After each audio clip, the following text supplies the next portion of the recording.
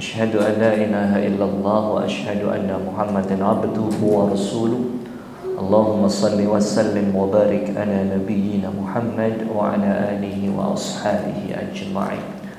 قال الله تعالى في كتابه الكريم أعوذ بالله من الشيطان الرجيم بسم الله الرحمن الرحيم يا أيها الذين آمنوا اتقوا الله ولتنظر نفس ما قدمت لغد.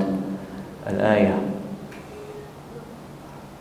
Hadirin dan hadirat yang dicintai oleh Allah, puja dan puji syukur marilah kita panjatkan kehadirat Allah Subhanahu wa taala yang sampai dengan malam ini masih berkenan melimpahkan kepada kita nikmat yang begitu luar biasa, wabil khusus nikmat sehat dan nikmat sempat sehingga Allah mudahkan langkah kita menuju majelis ilmu yang mulia ini dalam rangka mempersiapkan diri. Karena setiap kita diberikan oleh Allah satu perangkat. Apa perangkatnya? Wa min ayatihi an khalaqa lakum min anfusikum azwaja litaskunu ilaiha mawaddatan wa rahmah. Dan di antara tanda-tanda kebesaran Allah ialah Allah menciptakan untuk kita pasangan-pasangan untuk kita dari jenis kita sendiri, agar kita merasa sakinah, litaskunu ilaiha, merasa tentram kepadanya. Jadi fitrahnya manusia itu ada rasa tertarik dengan lawan jenis. Ada yang belum pernah jatuh cinta? Nah, alhamdulillah udah pernah semua. Berarti normal. Anda jatuh cinta, orang yang dicintainya dari ruangan ini? Hadirin yang dicintai Allah. Jadi rasa tertarik dengan lawan jenis itu satu hal yang normal. Tapi menjadi dosa atau menjadi barakah, akan mendatangkan murka Allah atau ridha Allah, itu tergantung pada cara follow up-nya, tindak lanjutnya. Jadi jatuh cinta itu nggak salah, bisa jadi salah atau berkah, itu tergantung pada cara tindak lanjut. Akan menjadi barokah manakala kemudian ditindaklanjuti dengan cara yang diridhai oleh Allah. Tidak ada jalan bagi dua orang yang saling mencintai selain daripada menikah. Tapi akan menjadi malapetaka, akan menjadi dosa, akan mendatangkan murka Allah Subhanahu wa taala manakala ditindaklanjuti dengan cara yang diharamkan. Karena Allah Subhanahu wa taala melarang perbuatan zina. Bahkan mendekatinya saja sudah tidak boleh. Wala taqrabuz zina innahu kana fahishatan wa sa'a sabil. Maka diperintahkan kita yang memiliki kemampuan untuk menikah. Itu menurut sunnah. Hadis Imam Majah 1836.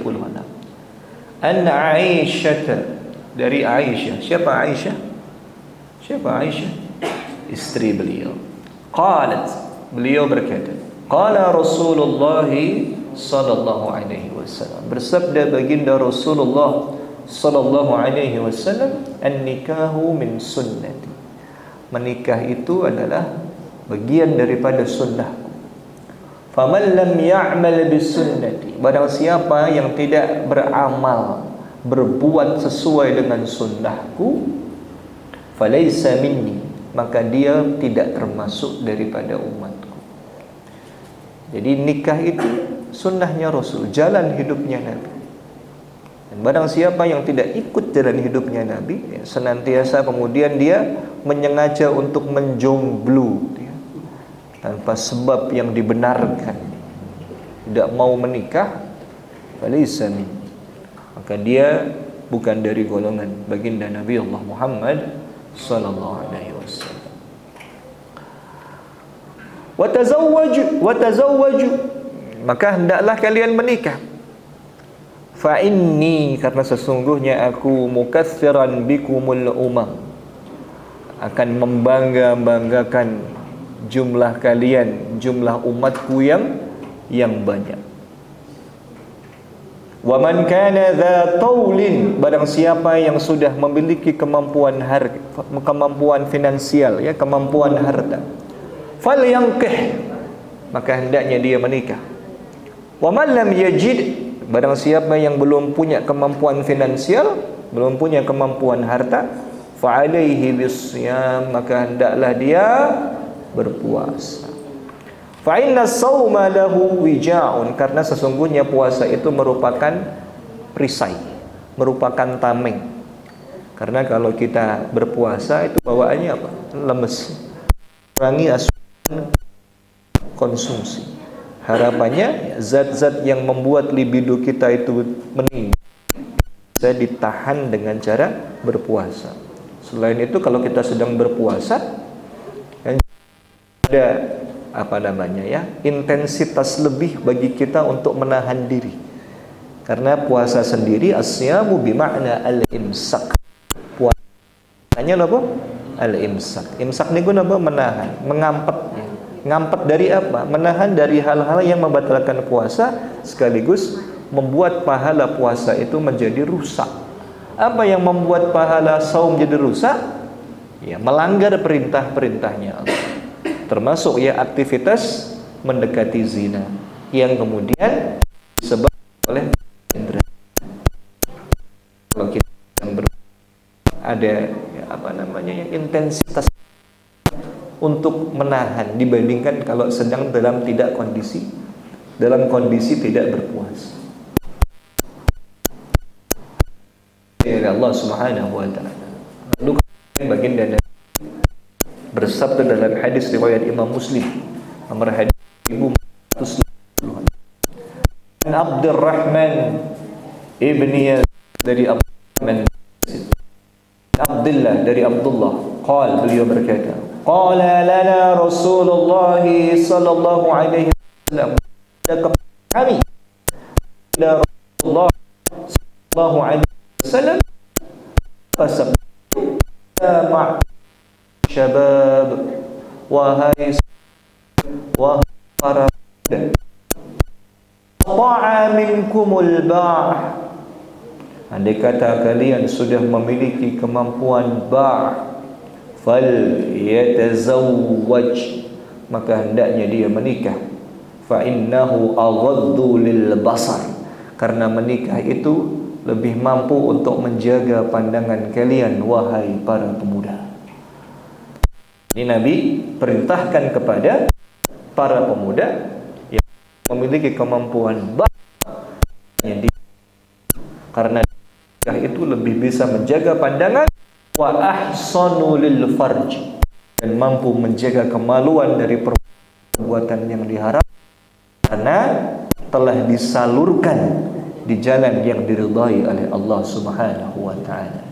Wa man lam yastati', dan barang siapa yang belum mampu, fa alaihi bis-shaum, maka hendaknya dia berpuasa. Fa innahu lahu wija'un, karena puasanya itu mampu meredakan gejolak daripada hasrat seksualitas. Apa makna ba'ah?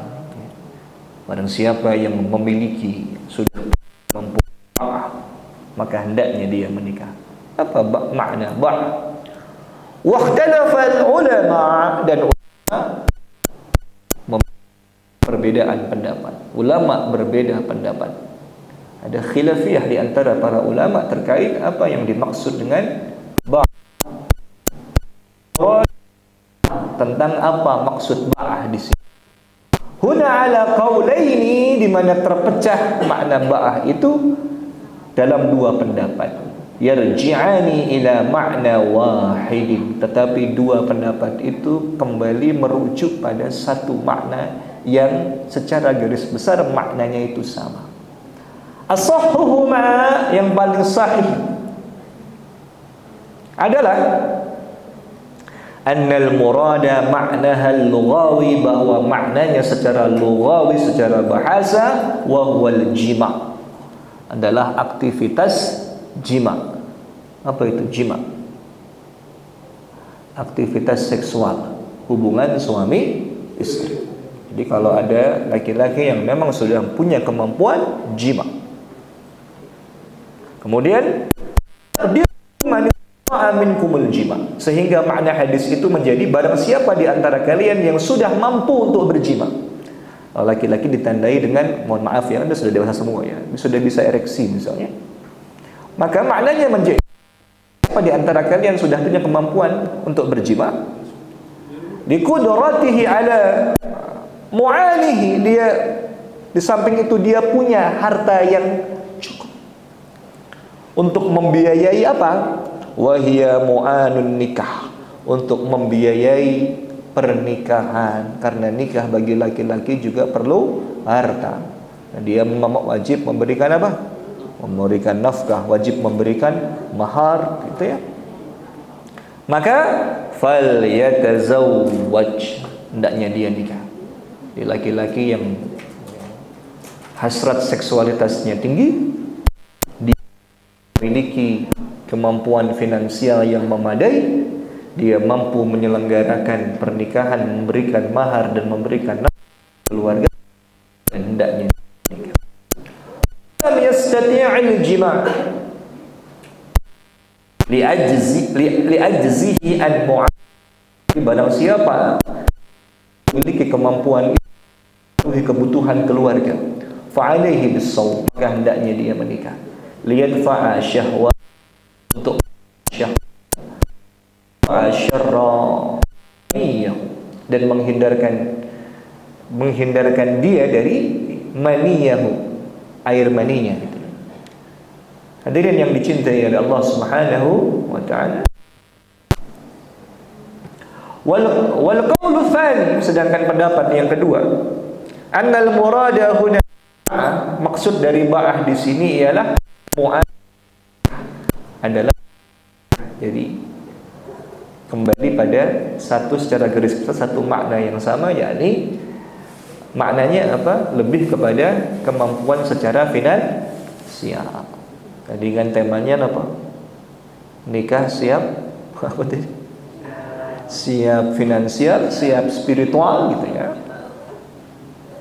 Summiyat bi ismi ma yulazimuha, dinamakan dengan sesuatu yang selalu melaziminya, wa taqdiruhu, maka ditetapkan arti hadis itu, yakni maknanya adalah tidak hanya secara kemampuan seksualitas, tapi juga kemampuan finansial.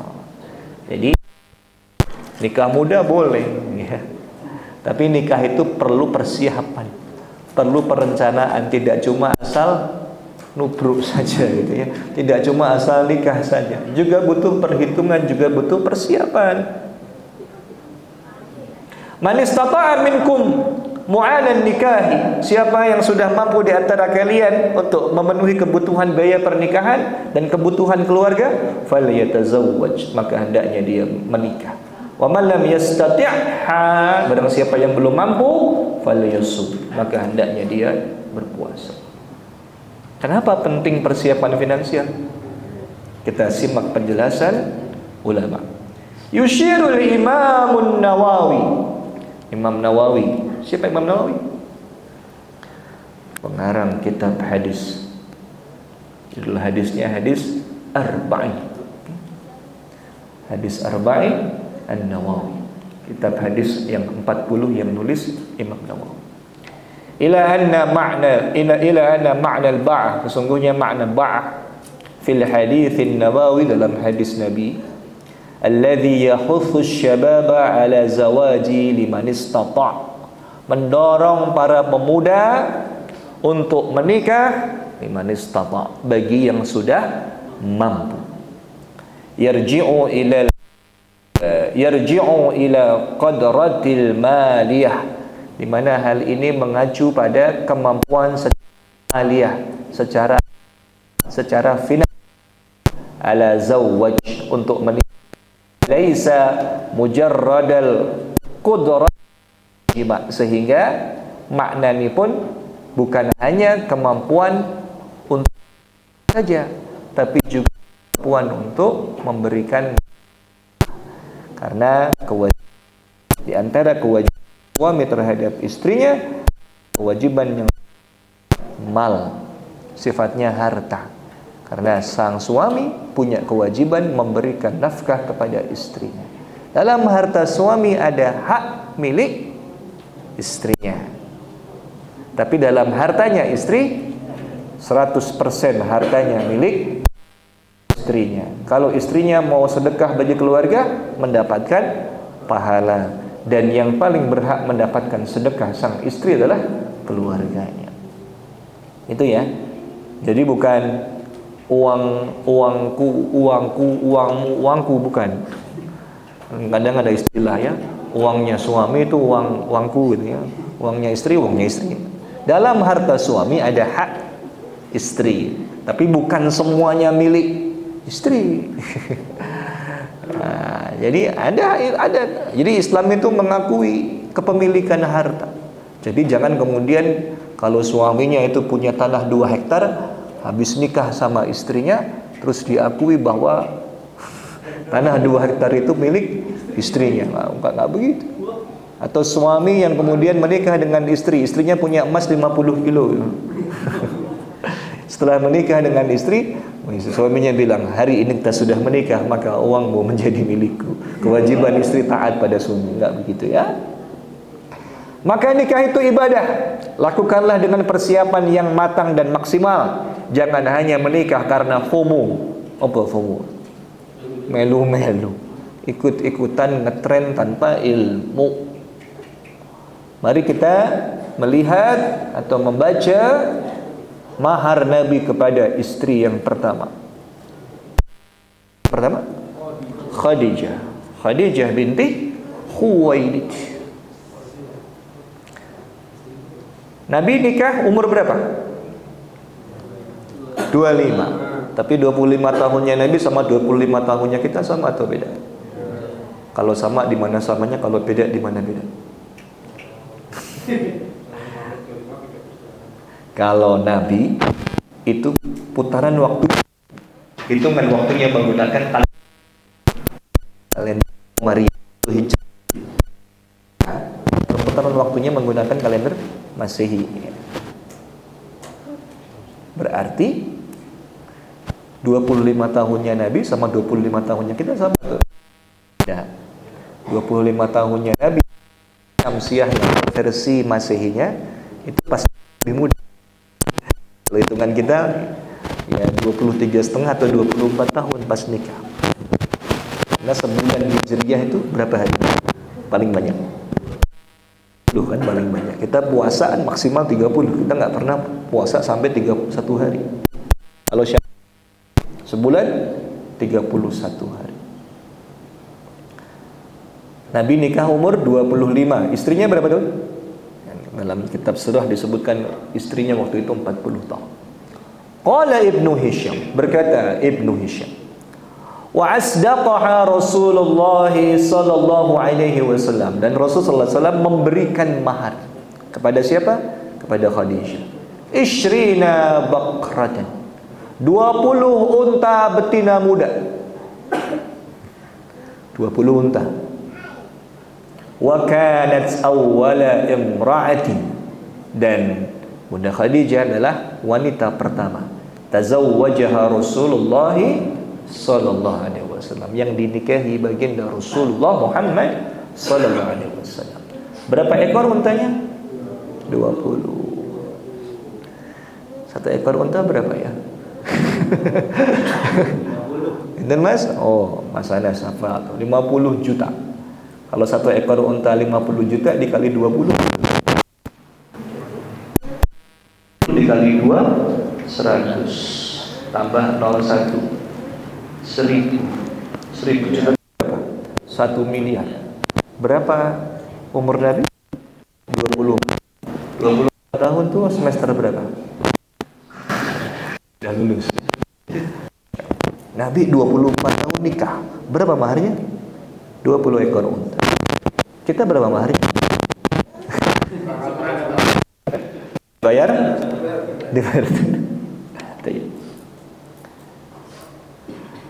Dalam riwayat yang lain dijelaskan dalam bukunya Profesor Dr. Muhammad Syafi'i Antoni, judulnya Muhammad the Super Manager, Beliau menambahkan, ada riwayat yang menambahkan ditambah dengan 12,5 uqiyah atau 12,5 ons emas. 12,5 ons emas, bukan gram loh ya. Ons. Berapa ons? Ons itu berapa gram? Sekilo berapa ons? 10 gram. Sekilo berapa gram? 1000 gram. Berarti 12,5 on berapa gram? 1250 gram. Hari ini harga emas per gram berapa di toko emas Semar? Pinten Mas? 2.700.000. Berarti 2,7 dikali 1.250. Pinten? Aduh. Berarti kalau unta dirupiahkan, emas dirupiahkan, digabung menjadi satu, berapa mahar Nabi kepada Khadijah? Angkanya miliar. Apa kesimpulannya itu? Kesimpulannya apa? Halo Mbak, besok kalau jenengan dilamar sama laki-laki, terus ditanya pengen mahar apa? Jawab, saya ingin mahar sesuai sunnah Nabi Muhammad Sallallahu Alaihi Wasallam. Itu ada 12. Bercanda. Saya ingin menunjukkan bahwa kita itu pemaya ya, mempersiapkan pernikahan sebaiknya. Saya Mas, Nabi itu usaha sejak umur berapa tahun? 12 tahun tuh berdiri. Beliau sudah dagang ke Syam, ke Suriah, yang jaraknya 1.500 kilo dari Makkah.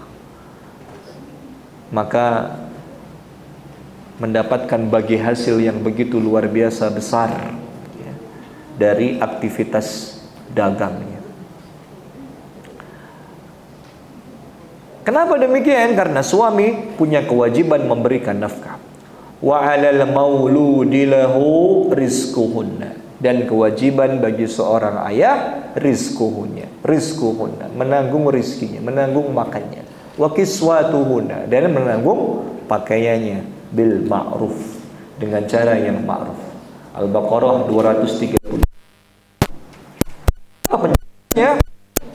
Lihat penjelasan daripada Imam Ibnu Katsir ketika Imam Ibnu Katsir menafsirkan ayat ini.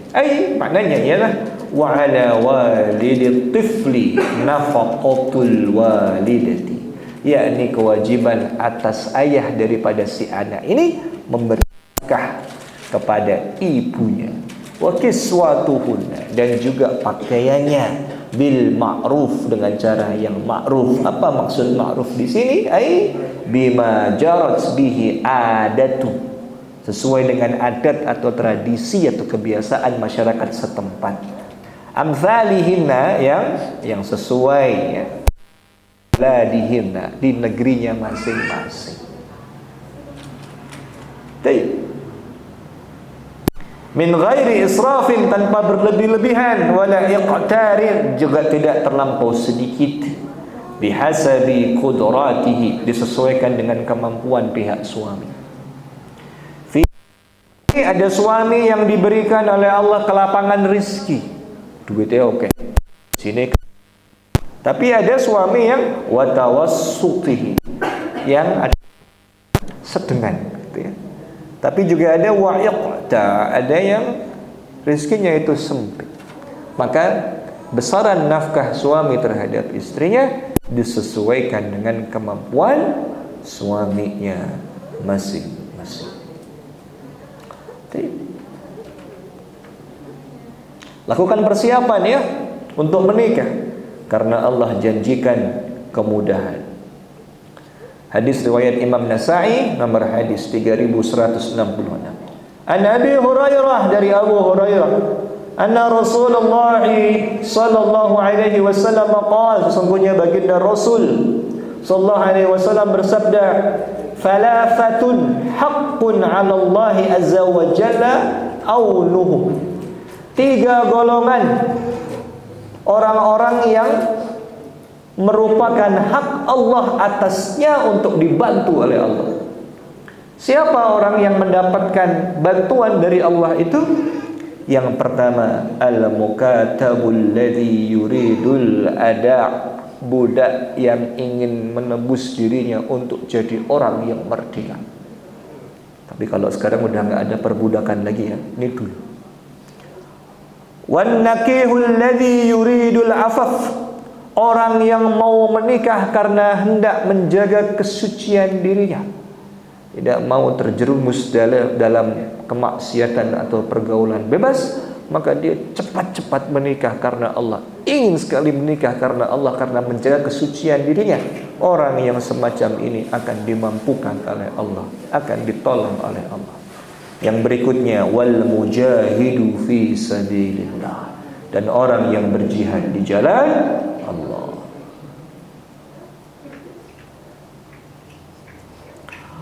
Surah An-Nur berikutnya ya, ayat 32. Wa ankihul ayyama minkum, dan kawinkanlah atau nikahkanlah orang-orang yang sendirian di antaramu. Wassalihina min ibadikum, dan orang-orang yang sudah layak menikah. Min ibadikum, di antara hamba-hamba sahaya, budak-budakmu yang laki-laki. Wa budak-budakmu yang perempuan. Iyakunu fuqara, andai kata mereka fuqara, mereka fakir, mereka miskin. Yughnihimullahu min fadl, Allah akan kekayaan kepada mereka dari keutamaan, fadl dari keutamaan. Allahu wasi'un alim, dan Allah Subhanahu wa taala maha luas pemberiannya, lagi maha mengetahui.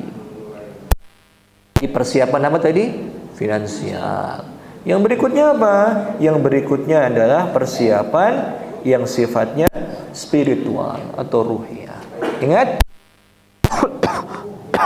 nikah itu merupakan satu bentuk ibadah. Maka lakukan persiapan yang maksimal menikah karena mengharap ridha Allah. Nah, nikah itu merupakan ibadah yang durasinya paling panjang. Durasinya panjang. Kan kita nikah tidak ingin nikah cuma buat setahun 2 tahun terus bubar ya. Tapi kita nikah ingin saklawasi.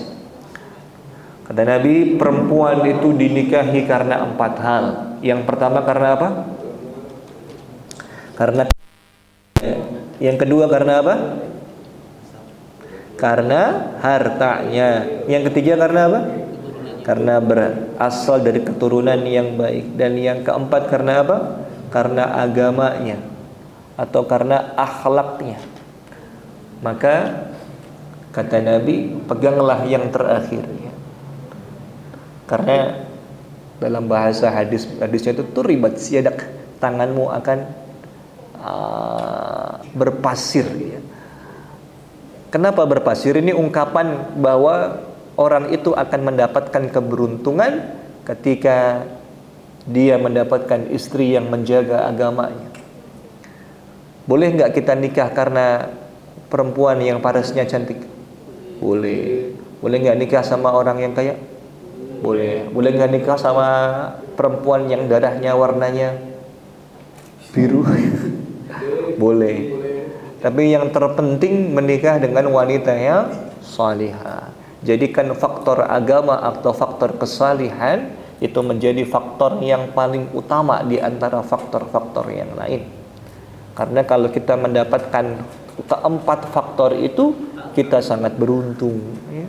Mendapatkan perempuan yang cantik, kaya, bangsawan, salihah.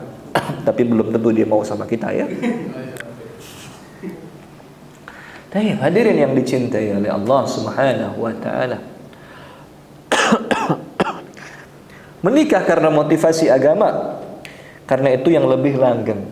Kalau kita hanya menikah karena motivasi mohon maaf ya, saya minum dulu ya. Masih batuk.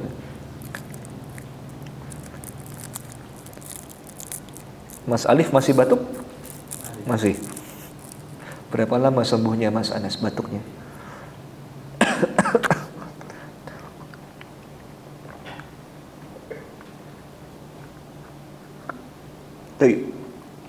Kalau menikah karena parasnya semata, maka paras akan luntur seiring dengan menuanya usia kita.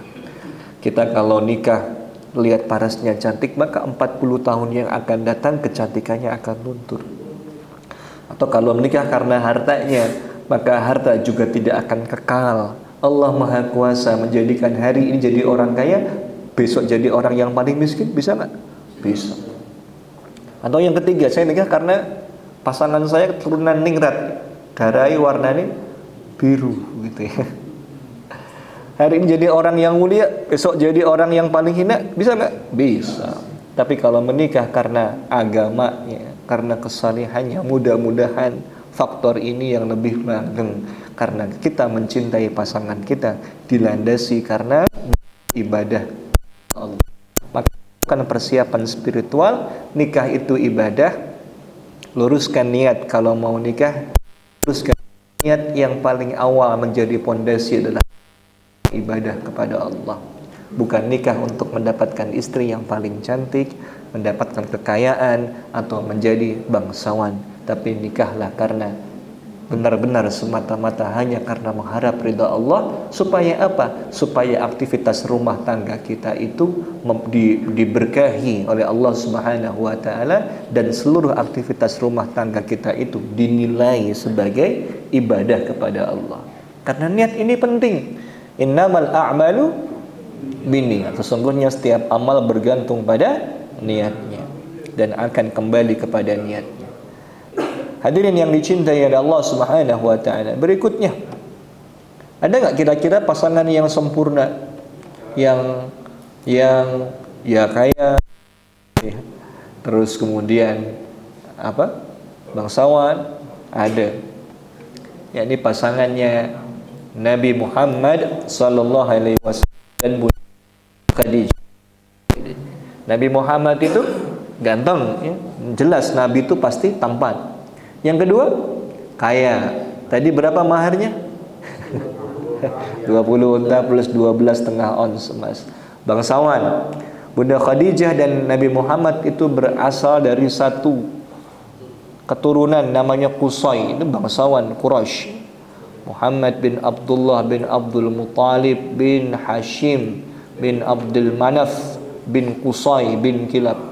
Bunda Khadijah Khuwailid bin Asad bin Abdul Uzza bin Qusay bin Kilab. Ketemunya di Qusay. Yang ketiga, yang keempat karena agamanya. Ini dua-duanya luar biasa. Nabi Muhammad sebelum nikah sama Bunda Khadijah apa julukannya? Al-Amin. Apa Al-Amin? Orang yang dapat dipercaya. Orang. Kalau Bunda Khadijah julukannya apa? At-Tahirah. Apa At-Tahirah? Wanita yang menjaga kesuciannya. Maka laki-laki yang baik ketemunya dengan wanita-wanita yang baik. Maka salah satu persiapan spiritualitas kita sebelum kita menikah, perbaiki diri kita. Insya Allah mudah-mudahan dengan kita memperbaiki diri, Allah juga akan memberikan yang pantas untukmu sesuai dengan apa yang telah engkau usahakan. Yang berikutnya, sudah jam 9 ya. Yang berikutnya adalah persiapan. Tadi malia sudah, spiritual sudah. Yang ketiga tadi apa? Mental. Hadirin yang dicintai Allah. Kok jadi nama biru ya? Biru mental dan spiritual. Hadirin yang dicintai Allah Subhanahu wa ta'ala. Menikah itu juga butuh mental yang kuat, terutama bagi laki-laki. Kenapa? Ar-rijalu qawwamuna 'alan nisa. Laki-laki itu merupakan pemimpin bagi wanita. Dan Nabi pun bersabda, kata Nabi, perempuan itu diciptakan dari apa? Dari apa, Mbak? Tulang rusuk yang paling bengkok. Kalau engkau paksa untuk diluruskan, maka dia akan patah. Kalau nggak dipaksa, dia akan terus bengkok gitu ya. Ini maksudnya apa? Ini kiasan ya. Wanita itu, kata para ulama, lebih mengedepankan hatinya dibandingkan dengan akal. Kemudian kadang-kadang perempuan itu suka baper. Bener nggak Pak? Di samping itu, secara penelitian, perempuan itu kedua otaknya mampu, ya, punya kemampuan berbicara. Ya. Perempuan harus berapa kali sehari keluarin kata-kata? Maka perempuan itu tidak ada masalah harus bicara, apalagi nggak ada masalah, apalagi ada masalah. Maka tugas laki-laki mempersiapkan mental untuk menerima curhatan istri, bahkan tidak cuma curhatan tapi juga omelan kadang-kadang. Dan persiapkan mental kita, baik yang akhwat maupun yang ikhwan, suamimu dan istrimu itu tidaklah seideal seperti yang engkau lihat pada saat dia masih bujangan atau dia masih gadis. Karena setiap manusia itu punya celah, setiap manusia punya kekurangan. Kalau kita sudah melihat kekurangan pasangan kita, jangan lihat orang lain, karena biasanya rumput tetangga lebih hijau. Maka itulah yang disebut dalam bahasa Jawa sebagai wang apa? Wang sinawang. Rumput tetangga lebih hijau. Kalau demikian nanti ada will atau pil. Apa will atau pil? Wanita idaman lain. Pil apa? Pria idaman lain. Yang belum tentu dia lebih baik dari pasangan kita saat ini. Karena setiap manusia punya kekurangan.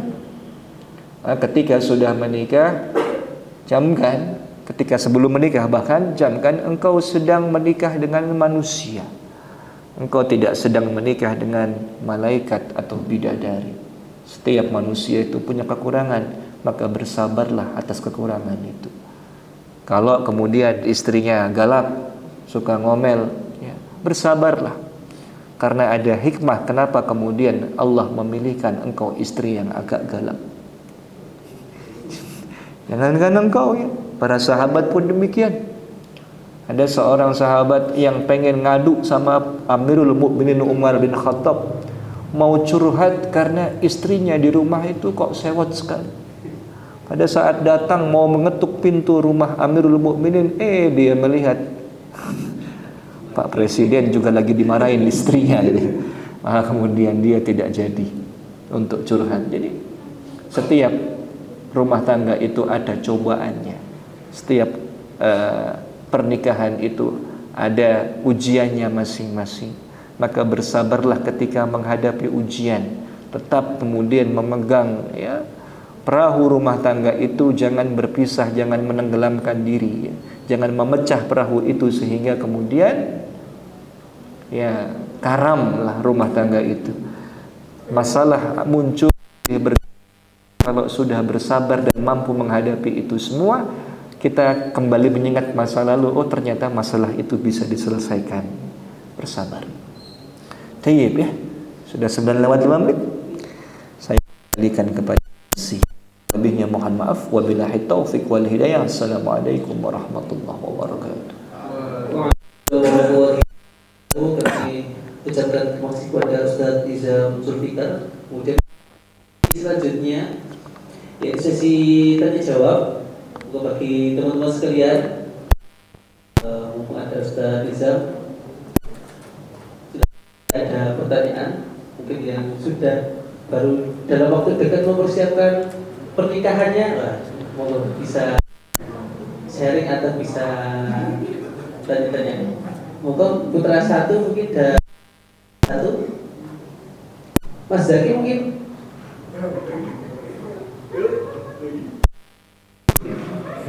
Monggo dari yang putri mungkin Mbak Nilam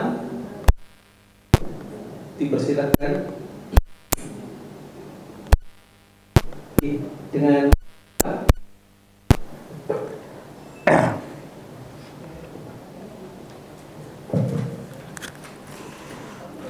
Assalamualaikum warahmatullahi wabarakatuh. Waalaikumsalam.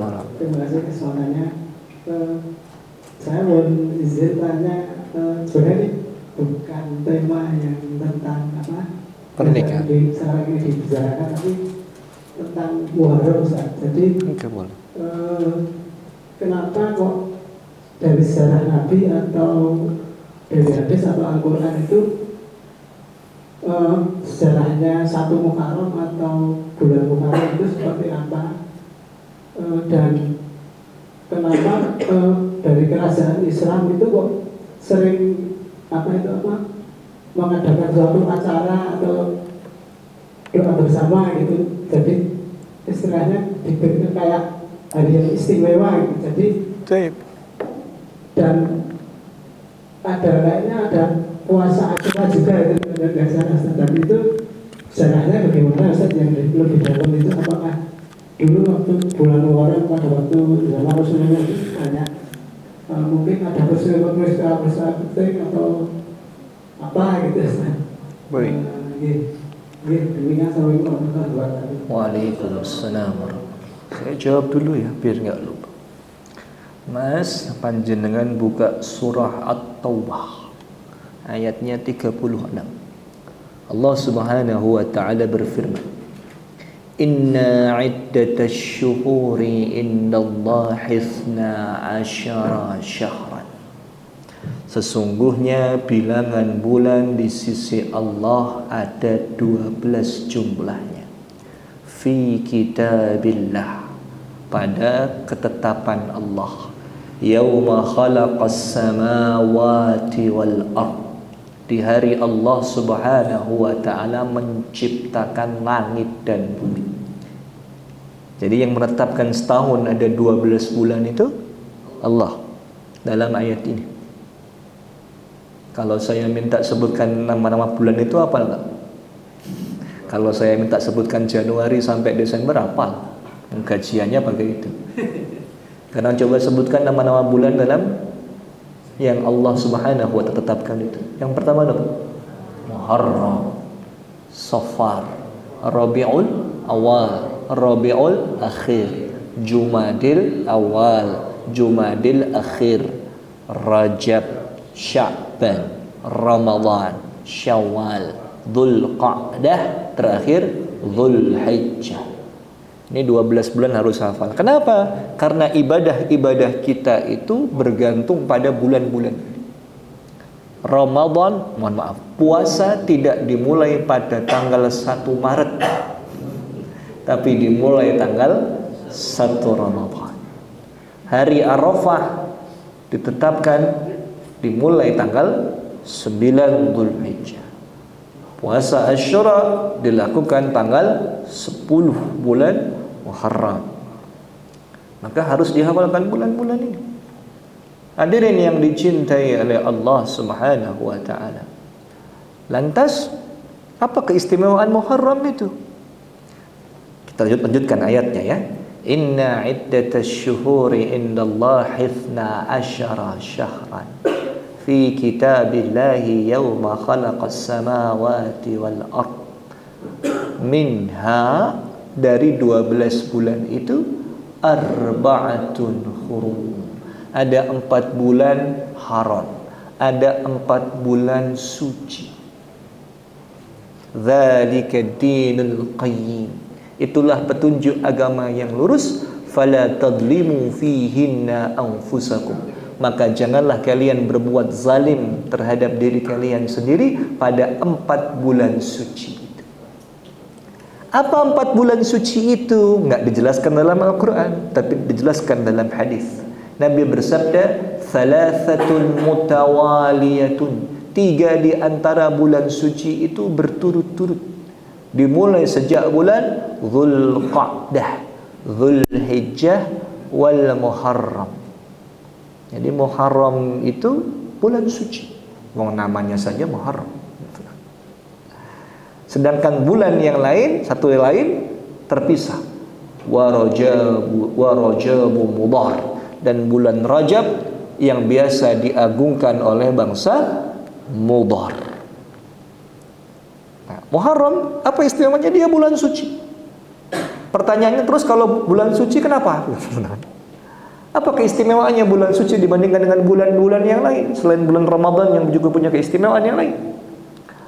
Imam Ibnu Katsir ketika menjelaskan ayat ini beliau jelaskan bahwasanya dosa yang diperbuat di bulan suci itu, maka sanksinya akan diperberat dibandingkan dengan dosa yang sama yang dilakukan pada bulan-bulan selain bulan haram. Jadi kalau jenengan berbuat dosa di bulan suci, sanksinya, dosanya lebih besar, lebih berat. Sebaliknya, barang siapa yang beramal dengan amal saleh di bulan suci ini, pahalanya pun akan dilipat gandakan. Kenapa? Statusnya bulan suci. Tidak cuma bulan, tempat juga demikian. Umat Islam punya 3 masjid suci. Di mana? Masjidil Haram namanya, ya, ada Masjidil Haram. Di mana itu? Makkah. Yang kedua, Masjid Nabawi. Di mana? Di Madinah. Yang ketiga, Masjidil Aqsa. Di mana? Palestina. Kira-kira salat di Masjidil Haram pahalanya sama enggak dengan salat di Masjid Al-Fatah? Waduh. Kan sama masjid. Kenapa beda? Karena statusnya masjid suci. Berapa pahalanya? Masjidil Haram berapa salat di sana pahalanya? 100.000 kali. Jadi panjenengan sholat di haram 1 kali itu sama dengan sholat di masjid ini 100.000 kali. Itu berapa tahun? Tapi jangan kalau gitu setelah pulang haji terus gak ke masjid. Nah, mau pahala saya sudah turah mas. Bukan begitu ya. Alhamdulillah. Itu keutamaannya. Nah sekarang, kenapa kemudian jadi awal bulan? Dan kenapa ada kalender Hijriah? Ceritanya panjang. Sebelum ada kalender Hijriah, umat Islam itu menggunakan peristiwa-peristiwa yang terkenal secara masif sebagai patokan tahun. Contoh, Nabi Muhammad lahir tahun apa? Gajah. Kenapa bukan tahun kucing? Kenapa tahun gajah? Karena pada saat Nabi lahir ada peristiwa besar, yakni peristiwa penyerbuan pasukan yang dipimpin oleh Raja Abraha dari mana? Dari Yaman untuk menghancurkan Ka'bah. Tapi pasukannya luluh lantak, hancur, dihancurkan oleh pasukan Allah dari kalangan binatang, ya, burung-burung ababil itu. Dijadikan mereka seperti daun-daun yang dimakan ulat. Faja'alahum ka'asfin ma'kul. Dahsyat peristiwanya, terkenal secara masif, maka tahunnya disebut tahun gajah. Kita kenal juga ada Amul Huzni. Apa Amul Huzni? Tahun duka cita atau tahun kesedihan. Kenapa? Karena tahun itu Nabi kehilangan 2 sosok yang dicintainya. Siapa? Istrinya dan pakdinya. Bunda Khadijah wafat, pakdinya wafat. Maka tahunnya disebut Amul Huzni, atau tahun kesedihan. Bayangkan kalau kebiasaan itu masih dipakai sampai hari ini. Kira-kira apa peristiwa besar dan terkenal secara masif? Tahun 2020 ada peristiwa apa? Covid. Maka disebut dengan tahun Covid. Oh, 2020 gitu ya. Nah, tradisi itu dipakai sampai Nabi Muhammad wafat. Digantikan oleh siapa? Abu Bakar. Abu Bakar wafat, digantikan siapa? Umar. Di masa Umar ini muncul masalah. Apa masalahnya? Kan wilayah Islam semakin luas, ya, karena ekspansi terus sampai ke Suriah, sampai ke Syam, sampai Irak. Itu jarak dari Madinah ke kota-kota itu ribuan kilo, Mas. Contoh dari Madinah ke Basrah di Irak itu jaraknya 1230 km. Sementara garis komando harus tetap berjalan. Caranya gimana? Kirim surat. Ini dijelaskan oleh Imam Ibnu Hajar Al-Asqalani dalam kitabnya, judulnya Fathul Bari. Nanti baca ya, kitab Fathul Bari, dari mana mereka umat Islam memulai penanggalan. Itu detail dijelaskan di situ. Aktivitas surat semakin masif, jaraknya kota sangat jauh, kendaraannya masih tradisional, masih unta. Sedangkan belum ada tradisi kalender. Jadi kalau surat itu cuma ada hari, tanggal, bulan, nggak ada tahun. Maka gubernur Basrah yang ketika itu dijabat oleh Abu Musa al-As'ari berkirim surat kepada Amirul Mukminin. Innahu ya'tina kutaba, sungguh telah datang kepada kami beberapa surat, ya, minka, dari anda, mahalluhu Sya'ban, yang tertulis dalam surat itu bulannya bulan Sya'ban. Fala nadri, tapi kami tidak tahu Sya'ban tahun ini al-madhi atau Sya'ban tahun kemarin. Jadi suratnya itu ada beberapa surat bulannya bulan Sya'ban. Kalau pas buka arsip, ini Sya'bannya banyak, tapi kami nggak tahu Sya'ban tahun berapa. Masalah muncul, masalah birokrasi. Akhirnya digelarlah musyawarah besar bahwa umat Islam harus punya satu hitungan waktu atau kalender yang menjadi rujukan. Lantas peristiwa apa yang akan dijadikan sebagai patokan kalender? Ada 4 usul ketika itu. Yang pertama, tahun lahir. Yang kedua, tahun pengutusan, bi'tsah, tahun Nabi diutus sebagai Nabi. Yang ketiga, tahun hijrah. Dan yang keempat, tahun wafat. Dari keempat usul itu, maka Umar bin Khattab memilih opsi yang ketiga, yakni tahun hijrah.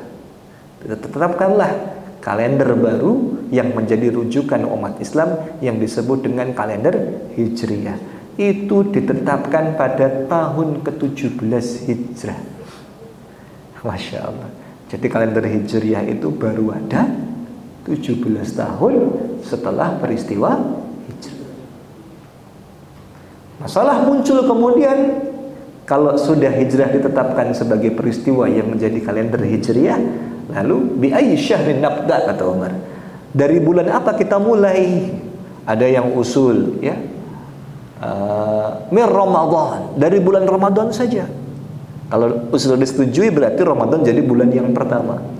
Tapi faqala Utsman, berkatalah Utsman, kita mulai sejak bulan Muharram, karena memang tradisi di Arab Muharram itu merupakan awwalus sanah, bulan yang pertama, dan menjadi bulan di mana para jamaah haji pulang ke negerinya masing-masing. Saran itu kemudian diikuti dan disetujui. Maka hijrah menjadi tahun yang pertama, Muharram menjadi bulan yang pertama, hari pertama bulan Muharram menjadi hari yang pertama. Jelas? Yang ketiga, kenapa kerajaan-kerajaan itu mensucikan bulan ini? Terutama kerajaan di Jawa. Hadirin yang dicintai oleh Allah, ini cara dakwah pemimpin kepada masyarakatnya yang lekat dengan makna simbolisme. Contoh, di Jawa kita mengenal ada kalender Sultan Agungan. Sultan Agung itu Raja Mataram Islam yang keberapa? Yang ketiga. Yang pertama siapa? Danang Sutawijoyo atau Panembahan Senopati. Yang kedua, Panembahan Anyokrawati, dan yang ketiga Sultan Agung Hanyokrokusumo. Beliau mengubah kalender Jawa yang tadinya menginduk pada kalender Saka atau kalendernya orang Hindu, diubah menjadi referensi atau menginduk pada kalender Hijriyah, tapi dengan sedikit memodifikasi nama-namanya. Contoh, kalau saya minta sebutkan nama-nama bulan dari Suro sampai besar, apa enggak? Yang pertama apa? Suro, kedua Sapar, ketiga Mulut, keempat Ba'do Mulut, kelima Jumadil Awal, keenam Jumadil, ketujuh Rejab, kedelapan Ruwah, kesembilan Poso, habis Poso Sawal, habis Sawal Dzulqa'dah atau Apit, yang ke-12 Besar. Kenapa Ramadan kok diganti jadi Poso? supaya orang-orang Jawa yang baru masuk Islam paham kewajibannya. Faman syahida minkum syahra falyasum. Kalau sudah masuk Ramadan wajib puasa, maka diganti sasine sasi poso. Ben do ngerti wong lagi mlebu Islam. Yang kedua, contoh yang lain. Bulan yang ketiga, Rabiul Awal, disebut sasi napa? Mulut. Kenapa disebut mulut? Dari kata artinya tahun lahir. Karena apa? Nabi dilahirkan bulan Rabiul Awal, maka disebut sasine sasi mulut. Kalau sasi mulut digelarlah tradisi namanya syahadatain, ya, yang ditulis dalam bahasa Sanskerta, ejaannya menjadi nama Mas Anas? Sekaten. Ini cara dakwahnya raja kepada rakyatnya. Jadi sebelum masuk arena sekaten itu kan dulu ketika masih di alun-alun utara itu ada gapuro warnanya hijau. Tulisannya apa? Asyhadu an la ilaha illallah wa asyhadu anna Muhammadar Rasulullah. Itu kalimat apa? Syahadatain. Dua kalimat syahadat. Dan ketika sasi mulut, raja yang bertahta mendengarkan pembacaan sirah Nabi di mana? Di Masjid Kagungan Dalam, Masjid Gede Kauman. Kemarin gubernur kita, raja kita ngarso dalam pun demikian, masuk dalam masjid, duduk bersimpuh, dibacakan sirah Nabi oleh abdi dalamnya secara bergantian. Apa? Dibacanya harus makna simbolis, cara dakwahnya para raja kepada rakyatnya. Termasuk Muharram disebut sasi apa? Suro. Kenapa disebut suro? Apa yang terbayang kalau kalian mendengar makna kata-kata malam satu suro? Susana mas, ngeri, bukan? Kenapa disebut suro? Karena ada hari Asyura. Asyura dari kata asyara, maknanya pun 10. Itu hari yang disucikan. Nabi bahkan berpuasa sejak masa jahiliyah itu, berpuasa tanggal 10 Muharram. Terus setelah diwajibkan puasa Ramadan, ya, kata Nabi, barang siapa yang mau berpuasa Asyura silakan berpuasa, barang siapa yang tidak silakan tinggalkan. Tapi ketika Nabi hijrah ke Yathrib, Nabi mendapati orang-orang Yahudi juga berpuasa tanggal 10. Ditanya, kenapa kalian puasa di hari ini? Maka orang-orang Yahudi menjawab, hari ini hari yang istimewa, hari yang besar. Karena apa?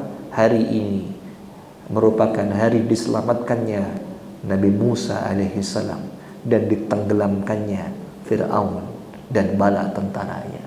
Nabi menjawab, aku lebih berhak atas Musa dibandingkan dengan kalian.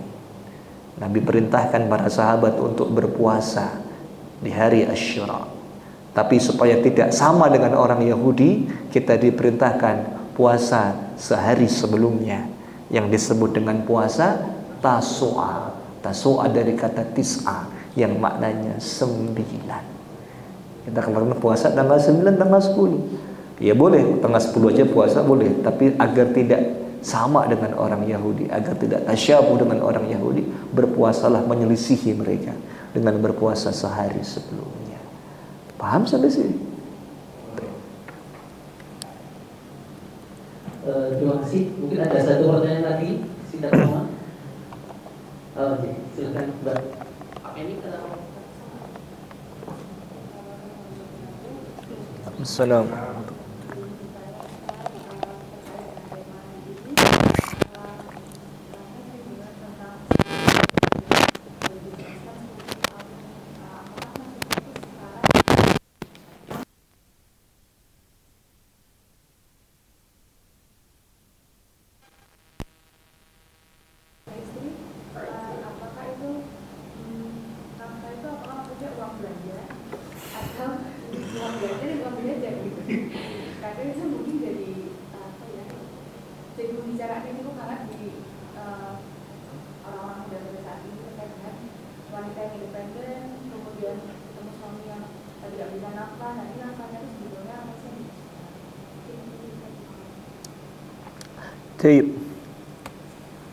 Mana?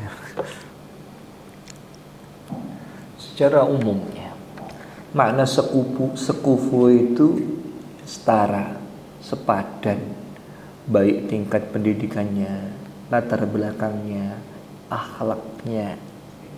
Karena pernikahan yang ada dilandasi dengan kesepadanan hal ini. Ada orang yang pendidikannya sama, latar belakangnya sama, nilai yang dianutnya itu sama, itu lebih melanggengkan pernikahan. Karena otomatis kalau latar belakangnya sama gitu ya, cara pandangnya juga sama. Latar belakang lingkungannya juga sama. Bukan berarti kalau gitu kita tidak boleh menikah dengan yang bukan sekufu, dalam artian gini, kalau saya dari kalangan misalnya ya orang miskin, saya nggak boleh nikah sama orang yang punya kelebihan harta. Bukan begitu makna dibuat. Hadirin yang dicintai oleh Allah, kadang kan kita menikah tidak hanya sama pasangan kita ya. Tapi kita menikah itu kan berarti menyatukan dua keluarga besar yang masing-masing itu punya cara pandang yang berbeda. Kalau kemudian dua pasangan ini berasal dari latar belakang yang sama, maka cobaan yang akan dihadapinya itu biasanya relatif lebih mudah. Cobaan yang dihadapi dalam rumah tangga bukan hanya dari pasangannya loh ya, tapi dari keluarga dekatnya, dari ibu mertuanya, ayah mertuanya, dari iparnya, dari omnya, dari tantenya. Paham maksud saya? Ketika dua orang yang menikah ini punya latar belakang yang sama, punya pemikiran yang sama, punya latar belakang keluarga yang sama, mudah-mudahan rumah tangganya itu bisa lebih langgeng. Dalam artian cobaan yang menimpa mereka itu tidak terlalu tidak terlalu membuat turbulensi dalam rumah tangga itu semakin turbulensinya itu besar. Karena kalau tidak sekufu biasanya karena cara pandangnya berbeda, latar belakang keluarganya berbeda, cara pandang keluarganya berbeda, cobaannya biasanya semakin berat. Paham ya? Yang kedua terkait dengan nafkah. Ukuran nafkah ini berbeda-beda sesuai dengan kemampuan suami. Ada suami yang bisa memberikan skincare yang mahal. Skincare termasuk nafkah daripada suami, dari suami kepada istrinya. Ya. Maka kemudian hadirin yang dicintai oleh Allah Subhanahu wa taala, dalam masalah nafkah ini menurut saya harus ada saling legowo di antara kedua belah pihak, saling memahami di antara kedua belah pihak. Jadi tidak ada ukuran nafkah baku. Oh, itu tetangga saya 1 bulan uang belanjanya 10 juta.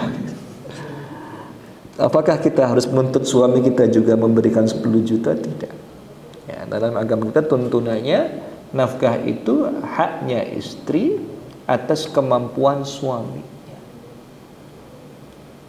Makanya penting adanya proses ta'aruf sebelum menikah. Ta'aruf itu mengenal lebih dalam dari pasangan kita. Bagaimana pandangan dia tentang nafkah misalnya. Tanyakan itu. Bagaimana pandangan suami kita kalau nanti sudah kita menikah, bagaimana pandangan dia tentang istri yang bekerja? Bagaimana pandangannya terkait dengan anak yang harus tinggal dengan orang tuanya? Itu dibicarakan baik-baik supaya masalah tidak muncul di kemudian hari setelah mereka menikah. Itu ya Mbak ya. Wallahu a'lamu bishawab. Alhamdulillah, sudah cukup malam ini, sudah 9:30. Alhamdulillah pada acara kajian kita malam sudah selesai. Kami ucapkan terima kasih banyak kepada Ustaz Rizal Zulfikar telah bersama kita pada kesempatan malam hari ini. Insya Allah banyak sekali ilmu yang bisa kita ambil dan kita terapkan di kehidupan kita dan bisa bermanfaat untuk teman-teman sekalian yang mempersiapkan pernikahannya. Apabila selama memandu acara ini banyak kesalahan, kami mohon maaf yang sebesar-besarnya. Mari kita tutup kajian pada kesempatan malam hari ini dengan membaca hamdalah bersama-sama. Alhamdulillahirabbil alamin. Wassalamualaikum warahmatullahi wabarakatuh. Waalaikumsalam.